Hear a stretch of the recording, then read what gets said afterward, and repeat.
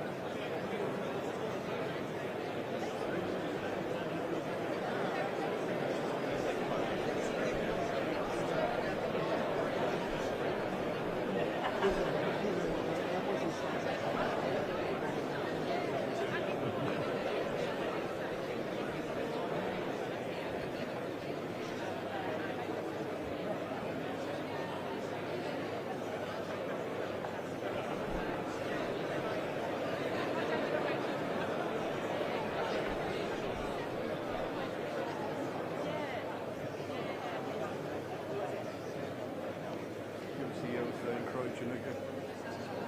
I mean, it's ages ago. Yeah. Give us 5 minutes. Give us another 5 minutes before, and then I'll keep that. Yeah. Okay. Throw them at me, and then I'll throw them at them. You say they're okay in front of you?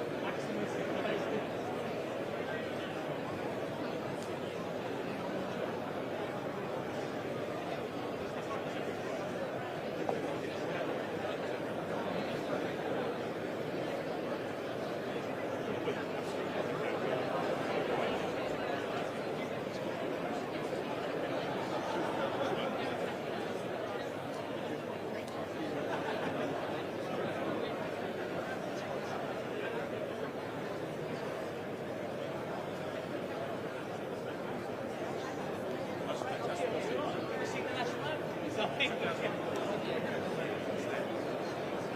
you know what time he's on? 1:30. Still a bit yet then.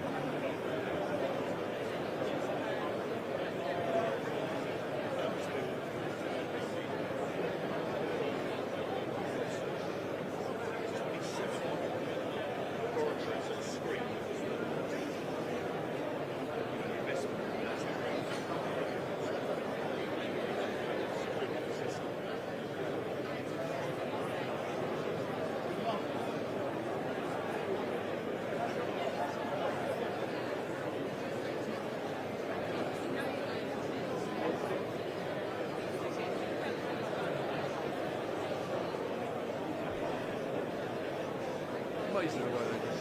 It's amazing the way they do it.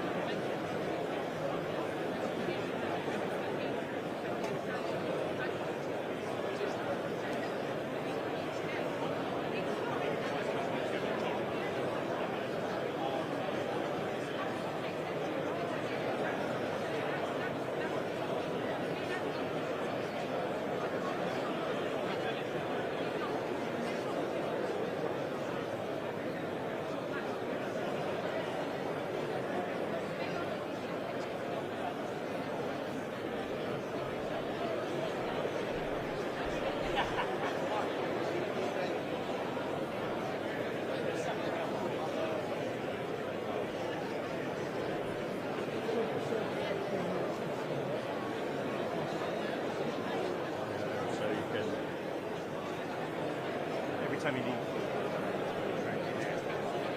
everything you want to do. So you've got this thing, and then you can just.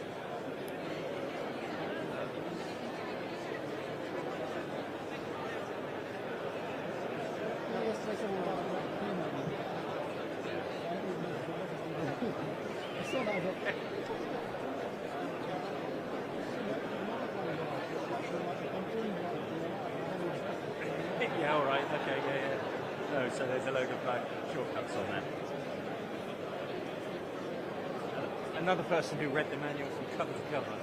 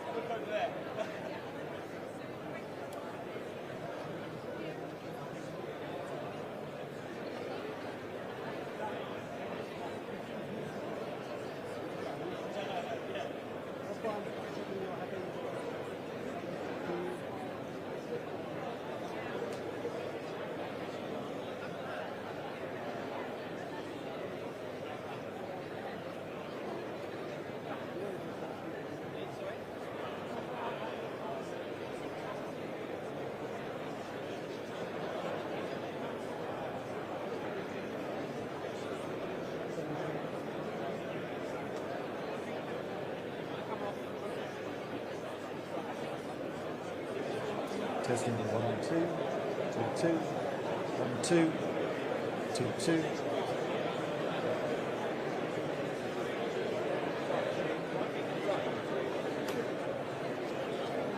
Two, two, two. Testing 1 2. Are you on the? Are you, if you're on there, you should be getting me.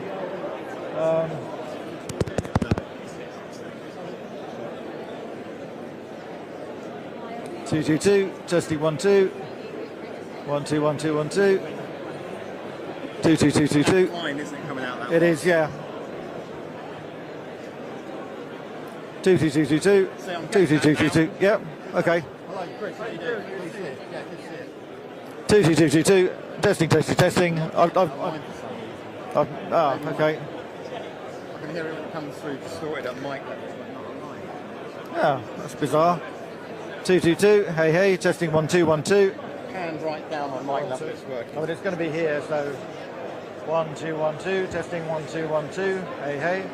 Yeah, that's 2 good. 2 2. That can Yep. work for me, yeah. Okay.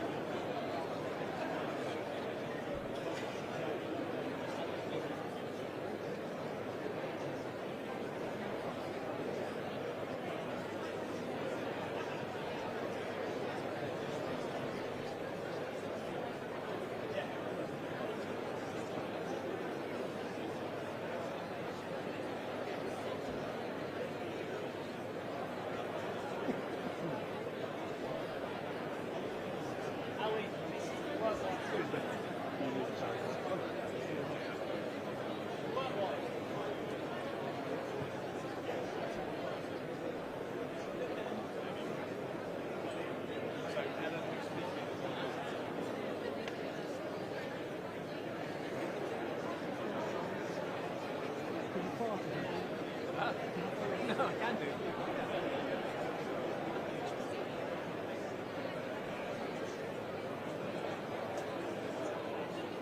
Do you need me to move anyone? Is anyone in your way? Wait, what is this?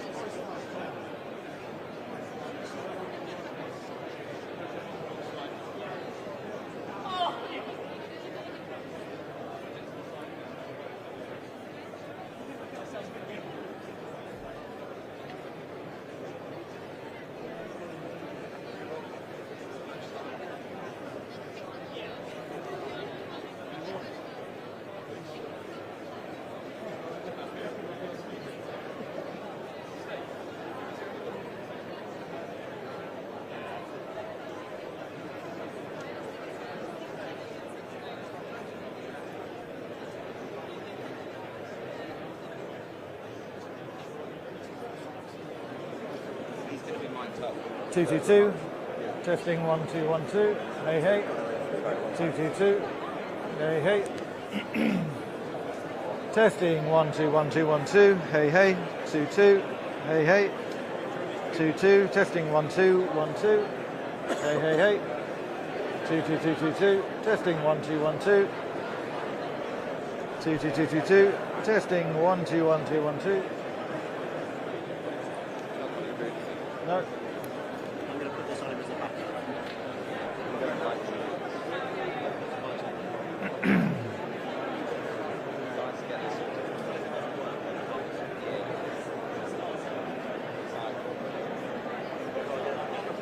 222. Hey hey hey hey hey hey. 222. Hey hey. 222. 222. Hey hey. Hey hey hey hey. 222. 222. Hey hey. Oh, you got it.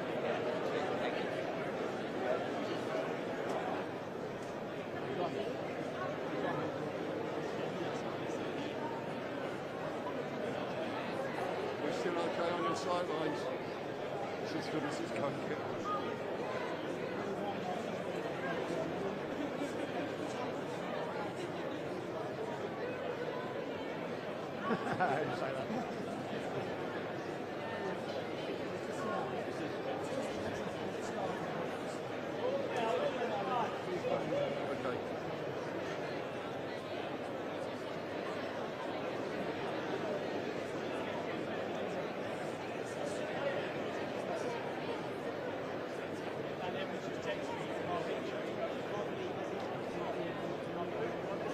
Okay.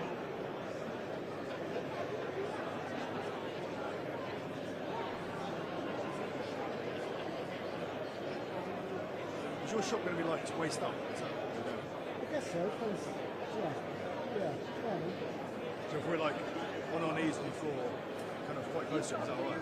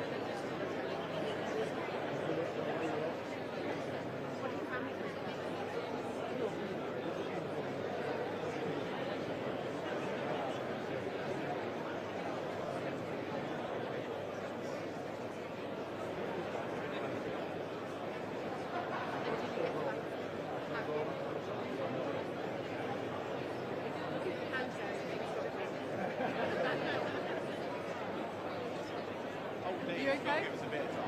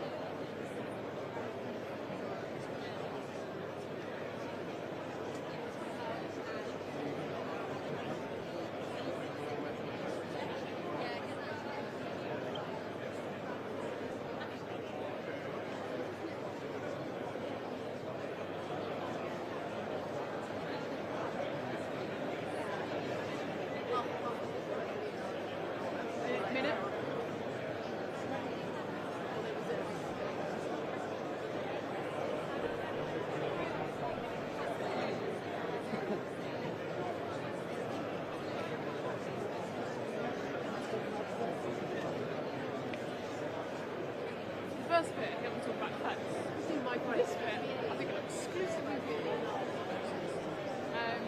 But yeah, so we're expecting the remarks to be about 2 minutes, then into the workforce Q&A for a bit longer. Yeah.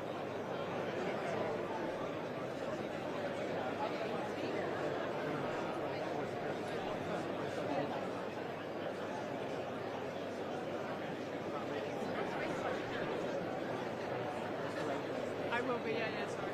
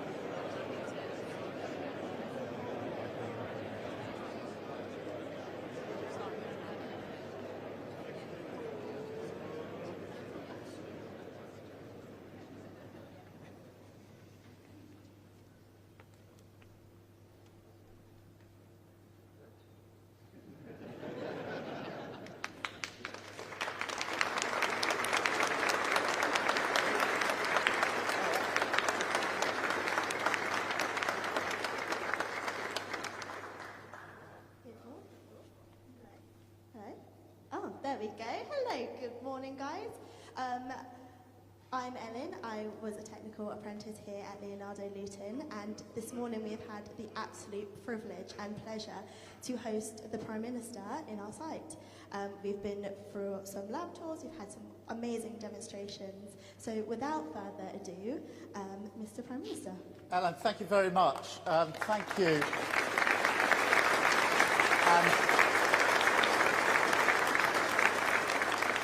Can I just say, it's really fantastic to see so many people here, including everybody on the first and the second floors here. So thank you so much for allowing me to come and see what you are doing. And thank you for doing it, because what you're doing here, the projects you're working on, are really inspirational. I've had the chance to look at some of the technology, look at some of the capability, and it really is inspiring. It is absolute glimpse of the future when it comes to the capability.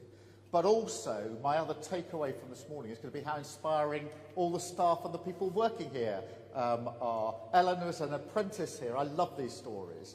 And a number of people who showed me around were apprentices here. So for everybody who's an apprentice here this morning who's listening to this this is really uplifting. I love these stories of people coming, starting as apprentices and then working their way up to leadership positions. And I had we diverted, I think, Ellen, to go and see your team because we saw them working away, and really had the opportunity to say thank you to them. So inspirational work that you're doing, really inspirational people that you are working here, and it feels like a really incredible place to work. People work with a smile on their face because, one, it's really interesting, cutting-edge work, and two, I think and I hope you've got a deep sense of just how important your work is to the defence and security of our country, actually beyond our country, Europe and more globally. And it's never been more needed than it is now. I think all of you will probably feel, and your families and your friends will feel, that in the last few months the world has seemed more unstable than perhaps it's been for a long time, and defence and security is much more of a focus for people across the country. And that means your work is even more important now than it's been before. Look at the situation in Ukraine.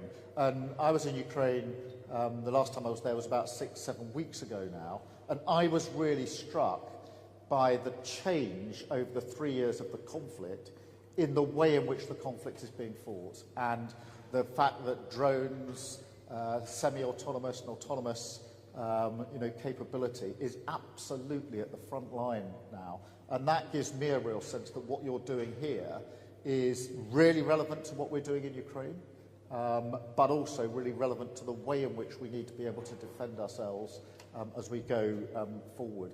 And that's why we've had to up our defence spending, 2.5% by 2027. That's the highest sustained increase since the Cold War. That means, I'm afraid, more work for you, more projects for you, which is a good thing because I think we've got brilliant capability here. Storm Shroud is an incredibly forward-looking piece of kit and capability that will help us as we go forward. So that's ever more important. But as we build our national security, if you like, it is also really important to me that that's linked to our economic security. So I want to make sure that as we put more money into defence, as we work with our European and other partners to say they need to put more money into defence, and they are, and as we work with them to say our capabilities need to be more aligned, I want to see that in good, well-paid jobs around the country, good, secure jobs, skilled jobs of the sort that you're doing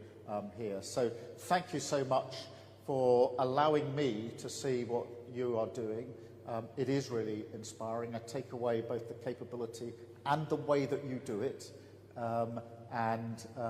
Thank you for that. Thank you for making time for me this morning. And this time last Thursday, I was on the carrier, the strike carrier, that is taking the best part of 2,000 people, actually, from our armed forces on an 8-month, really important mission. And they are literally on the front line, but their capability, the equipment they've got, includes what you're doing.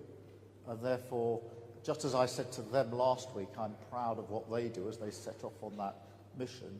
I'm really proud of what you do. because they know, and I saw there what they're capable of, that they couldn't do that if you weren't doing what you're doing. So I hope you feel not just a sense of a good, well-paid, skilled job, which is what you are doing, but also a real sense that you're serving your country as well. Because without you doing what you're doing in the way you're doing it, we wouldn't have the capability that we have. So thank you all very much. I really appreciate what you're doing. And sometimes it's really important, particularly in politics, to just come and see people, get a sense of what they're doing, and say simple things like, thank you. I really appreciate it. And I speak not just for myself, but of millions of people in this country who actually love to come and see what you do, and would love to be able to stand here and say to you, thank you. So on my behalf, and on behalf of millions of people across the country, thank you for what you do. I really, really appreciate it. Thank you.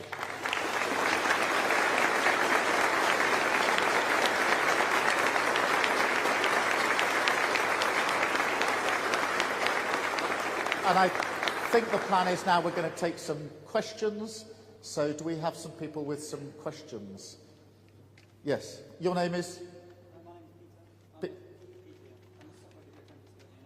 How far into your apprenticeship are you? And is it 3 years? Is it 4 years? Fantastic. Great. You must be inspired by seeing people in leadership positions here who started off as apprentices. Absolutely. It's a great story. I'm a big, big fan. Yes.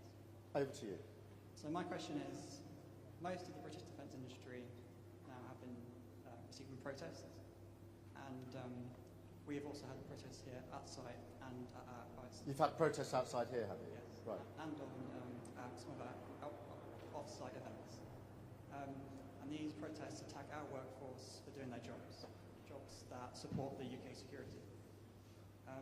What can the government do to get the message out that what we do is absolutely essential to the security of everyone in the UK and should be praised and not criticised?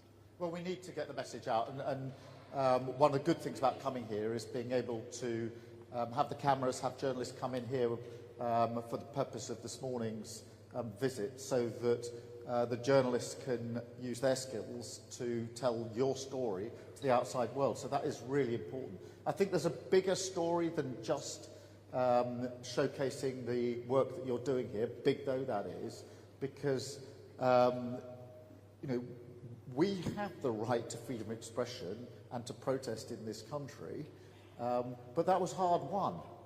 They're the values and the freedoms that we are defending through the work that you're doing.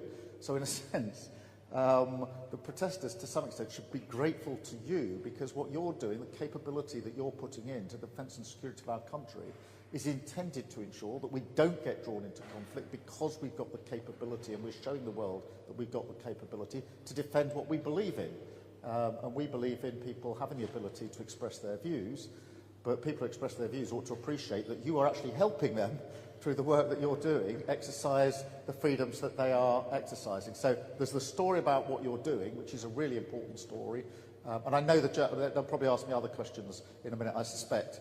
But they will also tell this story. No, to be fair, they will tell this story to the outside world of what you're doing here. And that is really important, because the work you do here deserves to be showcased. And I'm really pleased that we're able to do a little bit of that today. Thank you. Where else have we got? Yeah. Good morning. My name's Olivia. I'm a Principal Systems Engineer on the Brightstorm system. At the moment at Leonardo, women make up about 12% of the engineering workforce across the UK. That's come up a lot since the early 12%? 80s. Yeah. Right. So that's come up a lot since the early 80s, when it was more like 2%, but still a lot of work to do. So what can we do in schools today to help more young women think about careers in engineering? Really good question. At 12%, we've got to get that number up. 2 to 12 is good, but 12 and upwards would be even better. I think there are a number of things that can be done. Firstly, get into the schools and the colleges and tell people what you're doing, because I suspect actually a lot of children and young people would have no idea what a job here might entail. I am absolutely convinced that if they knew what you're doing, they'd want to come and work here. But it's just planting that spark, that idea with them. It's very difficult for children, young people to aspire to do something if they don't know what that something is. So they need to come and feel. I'd actually get them in here as well, by the way, to have a look at what you're doing. But go and talk to girls and young women. I think Ellen does that because the other thing is to showcase the women you've got here in leadership positions who are doing brilliant things. Be proud of what you're doing and get out there. The last thing I think I'd say is this.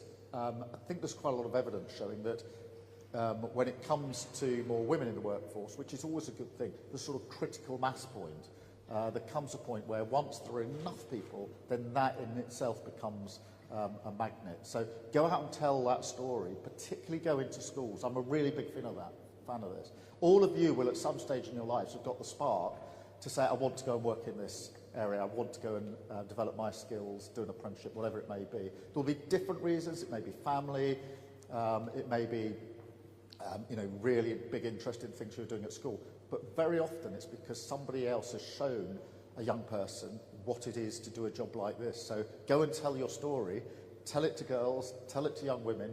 And I don't know whether you're able to get people into the premises here. I'd bring them in. I mean, what I've seen this morning would inspire, I think, girls and young women to say, I want a bit of that. I want to go in and I want to do it. So tell the story and be proud about it. Great. Hiya. I'm Sadie and I'm doing a business degree apprentice. I'm in my first year, so I just joined in. And is that 3 years? Yes, it is. Fantastic. Yeah, so my question is, as someone whose career is transformed by enrolling in an apprenticeship, I'm passionate about making these opportunities more accessible. What is the government doing to ensure that the education system teaches young people the skills and knowledge that is needed for high-tech industries like aerospace and defence? Well, thank you so much for asking this, because the apprenticeship story and the skills that go with it is hugely important, and we don't tell the story enough. I genuinely think that we've got a sort of default position for young people, which is it's college and university is the only route. Now, college and university is a great thing, but it's not the only route, and doing an apprenticeship is equally challenging, equally complicated, equally skilled, and we need to really make that case over and over again. And I went to university. That was great for me. My dad, I've said this many times, the press knows, he worked in engineering. He was an engineer. He did an apprenticeship, and so I've always felt, and he was a skilled engineer, so I personally understand how important that route is, the skills and the brilliance that comes with being an apprenticeship. We need to support apprentices. We need to make the case for them. We just changed the rule that says there was a prohibition, as you probably know, that if you hadn't got maths to a certain level, you couldn't even start an apprenticeship. I thought that was wrong. There are many reasons why, whether it's GCSEs or A-levels, people don't always do as well as they think or they might, but it shouldn't hold them back from doing an apprenticeship, because we know that people who may not have maths, GCSE or whatever go on to do brilliant apprenticeships. So we need to clear the way, give the support. I mean, I'm a big champion of apprenticeships. I think we don't do enough in relation to them. We should go out and say much more about them. And we've got to get rid of this default position that university is the only way forward. It certainly is not, in my view. And it's right, I mean, you know, our boy now is 16 and we're having this discussion about what should you do. And I'm really encouraging.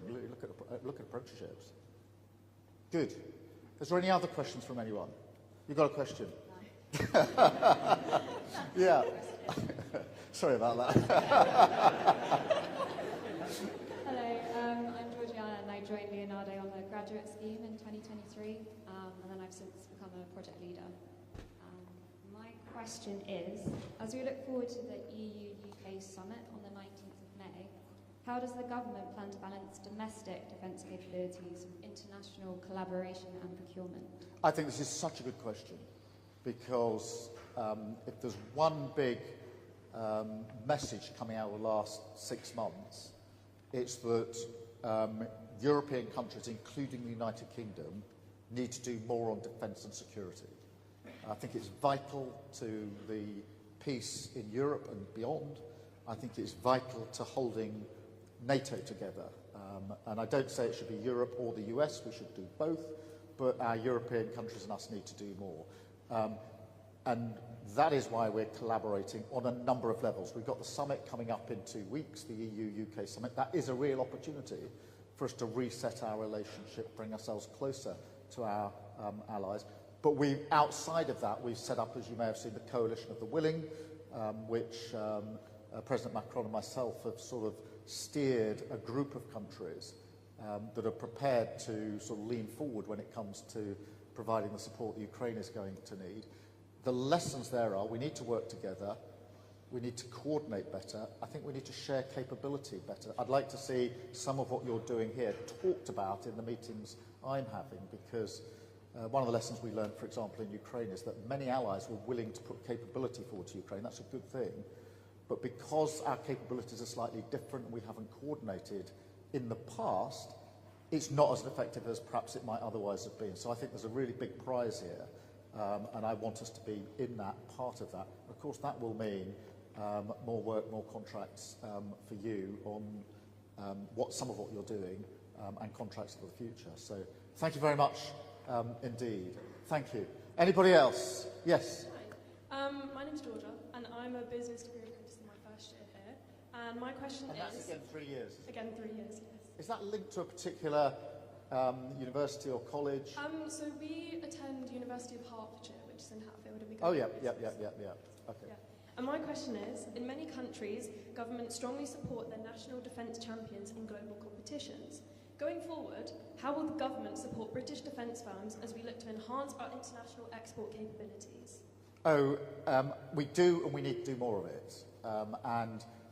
We need to champion. I do champion what you do a lot. So in the margins of a lot of the meetings that we do internationally, there is very often a discussion about defence capability. It doesn't tend to be sort of headline and what we're necessarily doing in front of the cameras, but there's very often discussion about capability. We need more of that because we're brilliant at this. We really punch above our weights when it comes to capability on defence and security, and we're going to need more of it. So just as I've said a moment ago, the UK is upping its defence spend. So are many other countries. Some of those countries don't have the capability that we have, so they are going to be looking us and others to say, well, where should we place our orders? Where do we see the opportunities? And we need to be out there making the case for Britain on that. We've got a brilliant story to tell. We've got great capability. Everyone knows, whether it's on the front line with our armed services, who have a reputation that goes before them globally, so too in our defence and security industry, we have a reputation. And that reputation is built on the work that you do. So when I go out and sell this, I'm selling what you're doing, and I'm very happy to do so, and we should do more of it. Thank you very much indeed.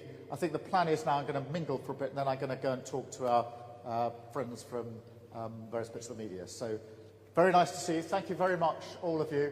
We've got up the very top there as well. This is amazing.